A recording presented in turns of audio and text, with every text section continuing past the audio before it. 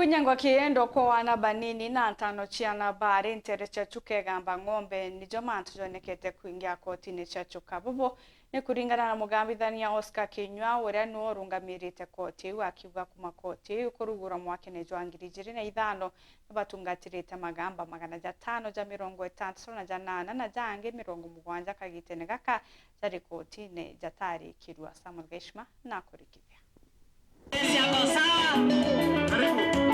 koti ya twana yaretirwe ndeni ya koti ya chuka ta mianka 20 mikuruku ara mwanka emunde ithikiritie magamba 568 koti ino eranio ithikagiria magamba mara ana babetiritwe na mara mangi ana bobongwa babetitie magamba mara matabatiri kuthiria mieri 6 matathikiritwe marikia wakagita ka erirunguro rugamiri bwa mugambithania Oscar Kinyua. The Children's Court specifically ilianza kufanya kazi 2005.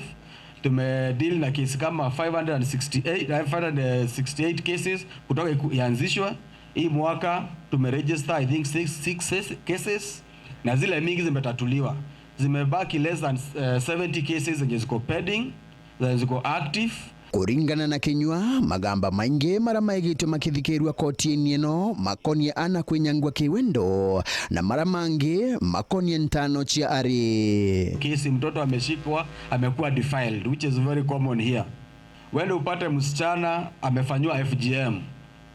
A child has a right not to undergo to be subjected to harmful cultural practices. Ende Kinyua ariuria machibo batetheria kirindwa ino ya kurigiria twana kumania na mantu mama ntano chia are amwe na kwinyangwa kiwendo. So wende upate mtoto anafanywa FGM chiefs. Najua tumekutana na chiefs wengine asi hapa huko chini. Usikie ama usikie kwa mtu anafanya hiyo FGM, yeye anashikwa. Huyo mtoto mwenye karibu kufanywa FGM unaweza mchukua and through the children's officer umpeleke kwa rescue center. Huyo children's officer atakuja kwetu tumpe orders. Ndio mtoto kwenye ataenda safe custody akuwe akona blessings of ama akona orders za court. So hii sana children need of care and protection. FGM, early marriages, watoto wana chakula kwa abandoned, all those fall under the children's court. Enkiripotera weru weekendi kuma gichigo bunge ya chuka egamba ng'ombe mbita wa Samuel Geshma.